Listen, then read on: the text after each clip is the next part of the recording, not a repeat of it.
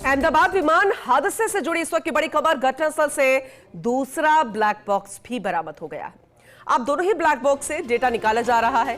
Plane का cockpit voice recorder भी मिला और ये एक बड़ी सफलता भी है, क्योंकि अगर कोई दुर्घटना हो जाती है विमान के साथ, दुर्भाग्यवश इस तरह की घटना होती है और जो अहमदाबाद में हुई वो कभी ना भूलने वाली घटना है।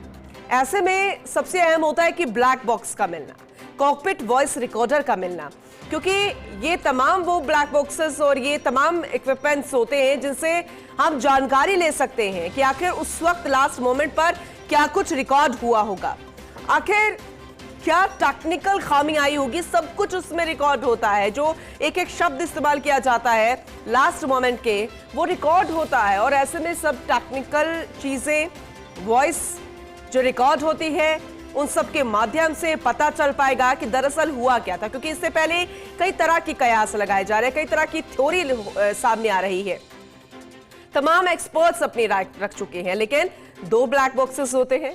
हालांकि ब्लैक बॉक्सेस ऐसे मैटर से बने होते हैं कि जिन्हें नुकसान नहीं होता है, इसके अंदर पूरी जो जानकारी होती है उस तक नुकसान नहीं पहुंचता। लेकिन कई बार ऐसा होता है कि जब विमान के मलबे में से कई बार काफी दूर जाकर ब्लैक बॉक्स गिर जाता है, लेकिन इसमें सफलता है कि दो ब्लैक बॉक्स जो थे इस विमान में वो बरामद हो गए हैं। और सबसे महत्वपूर्ण था कॉकपिट वॉइस रिकॉर्डर, वो भी बरामद हो चुका है। तो ऐसे में अब डेटा निकाला जा रहा है, खंगाला जा रहा है। ये सफलता है इन सबका, तीनों का मिलना, सही सलामत मिलना। और जब डेटा निकाला जाएगा उनमें अगर सब कुछ जानकारी सही मिल जाती है तो ये भी सफलता होगी कि सही जानकारी, सटीक जानकारी आखिरकार मिल चुकी है। लेकिन इन सब के बीच में हम बात करेंगे उन पीड़ित परिवारों की जिन्होंने अपनों को खो दिया है। और ऐसे में गुजरात के पूर्व मुख्यमंत्री विजय रूपाणी का भी निधन हो गया। और सबसे दुखद ये कि कोई विश्वास नहीं कर पा रहा है। डीएनए सैंपलिंग चल रही थी क्योंकि बहुत ही दर्दनाक यह हादसा था, तो ऐसे में शव को पहचान पाना भी मुश्किल था।